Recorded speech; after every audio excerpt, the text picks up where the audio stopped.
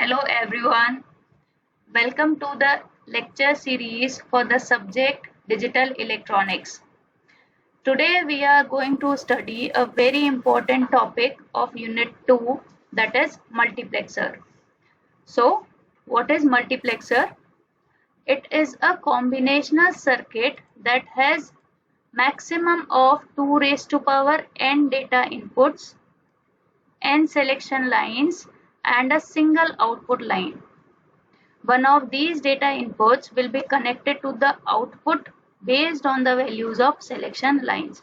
So, a multiplexer is a type of a combinational circuit which has 2 raised to power n data inputs, selection line numbers is n and the output is 1. Since there are n selection lines, there will be 2 raised to power n possible combination of zeros and ones. So each combination will select only one data input. In short form, multiplexer is also termed as MUX. Now, depending on what code is applied at the selected inputs, out of n data sources, one data source is selected and it is transmitted to the single output Y. Okay, so here we are having an input that is called as enable input, or it is also called as strobe. So what is an enable input? Whenever this input will be given to a circuit, only then आपका जो circuit है वो on condition में आएगा, तभी हमारी device जो है वो वर्किंग कंडीशन में आएगी अगर हमारा इनेबल जो है उसको हम ऑन करेंगे. सो डिजिटल इलेक्ट्रॉनिक्स की अगर हम बात करें, किसी भी इनपुट की दो तरीके की वैल्यूज हो सकती है. इधर इट कैन बी 0 और इट कैन बी 1. अगर इनेबल हमारे पास में 0 है तो हमारा सर्किट ऑन कंडीशन में नहीं आएगा, पर अगर हमारा इनेबल है 1 तो उस केस में हमारा सर्किट ऑन कंडीशन में या वर्किंग कंडीशन में आएगा. So see, this is the block diagram for a multiplexer. This is how a multiplexer looks like. तो आपके पास में यहाँ पे हमने क्या देखा कि 2 raised to power n जो है वो तो हमारे पास में डेटा इनपुट्स होंगे. तो ये जो लेफ्ट हैंड साइड है, this is representing your data input. एक यहाँ पे हमारे पास में इनेबल इनपुट होगा. अगर ये इनेबल इनपुट ऑन होगा तो ही हमारे इस पूरे सर्किट का कुछ ना कुछ वर्क है. अगर इनेबल इनपुट है 0 तो हमारा ये सर्किट कुछ काम नहीं करेगा. Right? So this is known as data input. The lines which are given at the bottom, these are known as selection lines or selection input.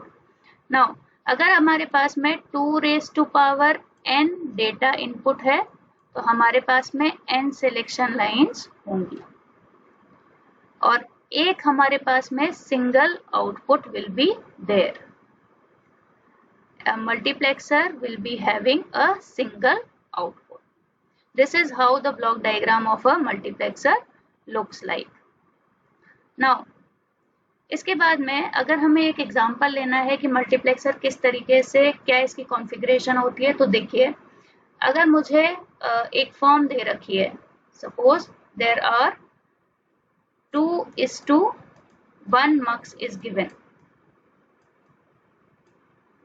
So this means कि आपके पास में 2 तो इनपुट हो गए, आपके पास में एक सिलेक्शन लाइन जो है वो यहाँ पे रहेगी और हम 2 raised to power 2:1 मल्टीप्लेक्सर यहाँ पे बना रहे हैं. सो this is how it works. उसके बाद में अगर हमारे पास में 2 raised to power 2 अगर ये हमें दे रखा है तो यहाँ पे हमारे पास में 4 inputs will be there for a multiplexer, 1 output will be there, and how many selection lines will be there? The selection lines will be 2. So this is how the configuration of a multiplexer looks like. So this is your input, this is the output, and 2 selection lines are there. Right? So this is the basic configuration of a multiplexer. There will be 2 raised to power n data inputs, one enable input will be there, the selection lines are n in number and a single output y will be given. This is how a multiplexer looks like. हमारे पास में multiplexers के कई सारे variations हैं, जैसे कि सबसे पहले हमें दिया जाता है 2:1 मल्टीप्लेक्सर, देन इज 4:1 मल्टीप्लेक्सर, फिर हमारे पास में 8:1 मल्टीप्लेक्सर है, 16:1 मल्टीप्लेक्सर है, 32:1 मल्टीप्लेक्सर है, और अगर आप चाहें तो यहाँ पे ये और इसको हम आगे बढ़ा सकते हैं और हमें मिल सकता है 64:1 मल्टीप्लेक्सर भी। तो ये 2 रेज़ टू पावर में ही ये मल्टीप्लेक्सर्स हमारे पास में बढ़ेंगे। Now let us start studying each of these multiplexers one by one. This is very important topic of this unit. This is the basic foundation जो हमें पढ़ना है। तो देखिए, what is 2:1 multiplexer? ये उसका एक ब्लॉक डायग्राम है कि कैसे हमें 2:1 मल्टीप्लेक्सर दिया जाता है। तो जैसा कि हमें नाम से ही समझ में आ रहा है क्या कि इसके अंदर 2 इनपुट होंगे, 2 data input will be there, एक हमारे पास में यहाँ पे आउटपुट होगा। तो हमारे को सिलेक्शन लाइंस कितनी लेनी है ये कैसे पता चलेगा? अब देखिए 2⁻1 ये आपके पास में बेसिक कॉन्फ़िगरेशन हो गई। तो हमें पता है कि अगर हमारे पास में 2⁻n डेटा इनपुट्स हैं तो n वहां पे नंबर ऑफ सिलेक्शन लाइंस को डिनोट करता है। तो इसी तरीके से यहाँ पे n की वैल्यू है 1। So in 2:1 multiplexer, how many selection lines will be there? The answer is 1 selection line will be there. तो हमारे पास में 2 तरीके के डेटा इनपुट हो गए, D0 और D1। एक हमारा इनेबल इनपुट हो गया, एक हमारे पास में सिलेक्शन लाइन हो गई, और एक हमारे पास में सिंगल आउटपुट हो गया। So that is why this multiplexer is known as 2:1 multiplexer. ये यहाँ पे इसके नाम से ही हमें पता चल रहा है। अब हम इसकी ट्रुथ टेबल पे आते हैं, कैसे ये ट्रुथ टेबल वर्क कर रही है इसकी। तो देखिए, हमने क्या देखा कि अगर हमारा इनेबल इनपुट होगा 0 तो हम ये बोल रहे हैं कि हमारा सर्किट काम ही नहीं करेगा। तो उस केस में हमारा सिलेक्शन लाइन की वैल्यू चाहे कुछ भी हो, हमें नहीं फर्क पड़ता, हमारा आउटपुट जो है that will be equal to 0। So what does this cross means here? This cross is indicating don't care condition, जो हमने के मैप के अंदर देखा था। This cross is don't care condition, हमें नहीं फर्क पड़ता यहाँ पे वैल्यू है 0 या 1। अगर हमारा इनेबल है 0, हमारा आउटपुट भी रहेगा 0। देन जैसे ही हमारा इनेबल हुआ 1, अब हमारा सर्किट वर्किंग कंडीशन में आ जाएगा, तो उसके बेसिस पे हमारा आउटपुट डिसाइड होगा। तो अगर मेरे सिलेक्शन लाइन का वैल्यू है 0 तो मेरा D0 इनपुट चला जाएगा। अगर मेरे सिलेक्शन लाइन का इनपुट है 1, अगर मेरी सिलेक्शन लाइन हाई हो गई है वहां पे, तो मेरा कौन सा इनपुट जाएगा? D1 input. तो this is how the truth table of multiplexer looks like. ये इसकी बेसिक वर्किंग है। Now next is 4:1 multiplexer. तो यहाँ पे देखिए, हमें पता है जैसे ही हमें 4:1 मल्टीप्लेक्सर दे दिया, अब हमें यहाँ से नाम से आइडेंटिफाई करना है कि कितने इनपुट होंगे, कितने आउटपुट होंगे, and how many selection lines will be there. So see, as the name indicates, 4:1 multiplexer, that means 4 inputs are there, right? 1 output is there, and how many 2⁻² what is equal to 4? तो यहाँ पे हमारे पास में 2⁻² है, that is equal to 4। तो यहाँ पे selection line की वैल्यू कितनी हो जाएगी? that will be 2। तो यहाँ पे हमारे पास में जो n की वैल्यू है that is equal to 2। तो यहाँ से हमें एक चीज पता चल गई कि हमारे पास में नंबर ऑफ इनपुट्स हैं 4, एक हमारे पास में आउटपुट है, और हमारे जो सिलेक्शन लाइंस हैं उसकी वैल्यू है 2। तो देखिए, 4:1 multiplexer has 4 data inputs from I3 to I0, 2 selection lines S1 and S0 are there, and a single output Y is there. This is how the block diagram of 4:1 multiplexer is shown. ये आप देख के यहाँ पे पता लगा सकते हैं। तो देखिए यहाँ पे हमने क्या कर रखा है, 4 इनपुट दे रखे हैं। 4 इनपुट आपके पास में कौन से हो गए, I0 से लेके I3। तो this side is indicating your inputs. Then आपकी ये जो बॉटम लाइन्स है S1 and S0, these are your selection lines and we know in multiplexer there will be a single output। तो ये बाय हमारा सिंगल आउटपुट हो गया। तो ये हमारा ब्लॉक डायग्राम। इसके बाद में हम इसकी ट्रुथ टेबल पे जाते हैं। इसकी ट्रुथ टेबल हम किस तरीके से बनाएंगे, हमें पता है कि 2 सिलेक्शन लाइंस यहाँ पे हैं, तो हमारे को ये चीज आइडिया है कि बाइनरी 0 की value when 2 input combinations are there it is written as 0 0। तो जैसे ही ये वैल्यू हुई 0 0, कौन सा इनपुट सेलेक्ट होगा, जो इस बाइनरी वैल्यू के कॉरस्पॉन्डिंग है। तो जैसे ही आपने इनपुट दिया 0, I0 जो इनपुट है दैट विल बी सेलेक्टेड।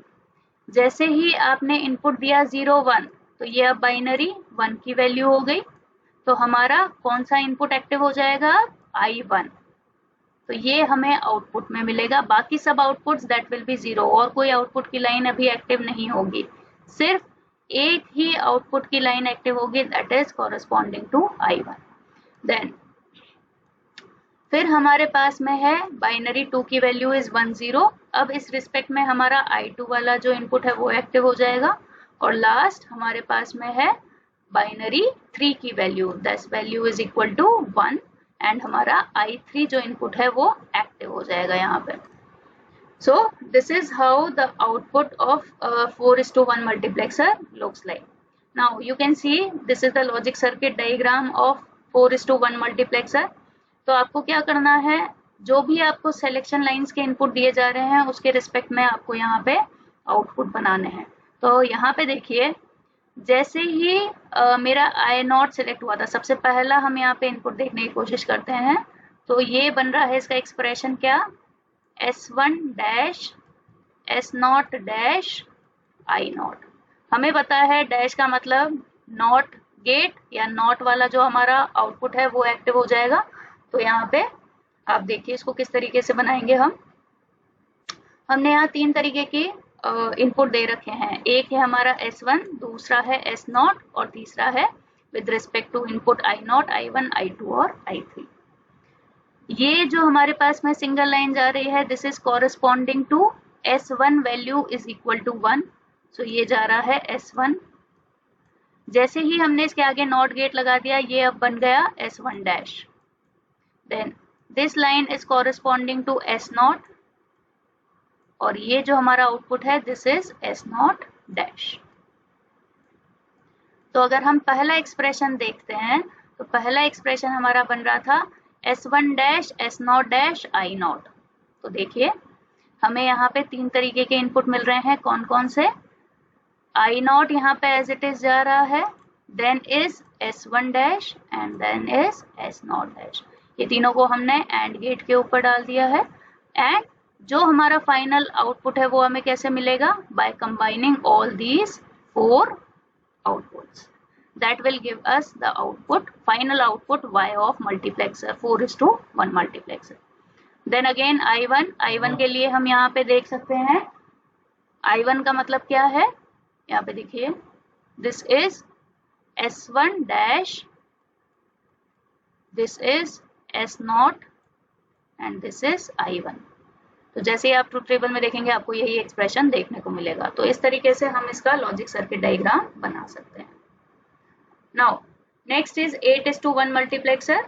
हमें पता है 8:1 नाम से ही पता चल रहा है, यहाँ पे 8 इनपुट्स होंगे, 1 आउटपुट होगा। अब आप लोग यहाँ पे कैलकुलेट कीजिए कितनी सिलेक्शन लाइंस हमें मिलेंगी। तो 2⁻³ इज इक्वल टू 8। तो यानी नंबर ऑफ सिलेक्शन लाइंस यहाँ पे कितनी हो गई, 3। तो अब जो हमें यहाँ पे इनपुट मिलेंगे, input are from D0 to D7। 3 तरीके की हमारी सिलेक्शन लाइंस हो गई, S0 से लेके S2 और एक सिंगल आउटपुट हमें यहाँ पे मिल रहा है Y। This is how the truth table of 8:1 multiplexer looks like. वही आपको करना है। आपको सबसे पहले लेना है बाइनरी 0 की value, this is equal to 0 0 0 when 3 input are there.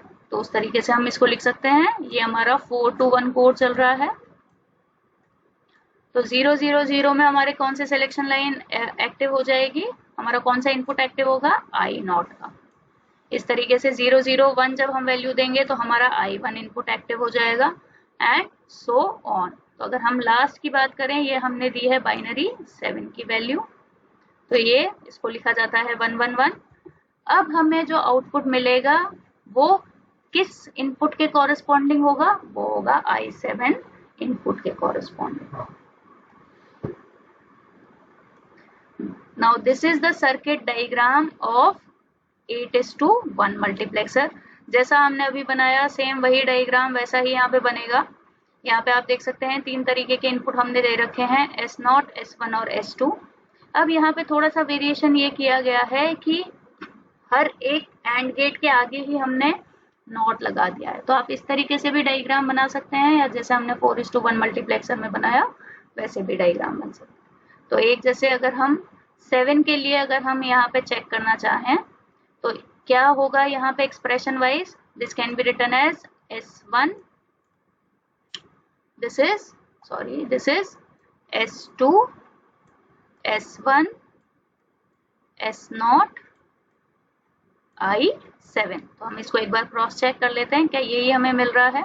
तो देखिए S0 की लाइन यहाँ पे जा रही है, देन इज S1 की लाइन जा रही है, और फाइनली हमारा S2 और एक I7।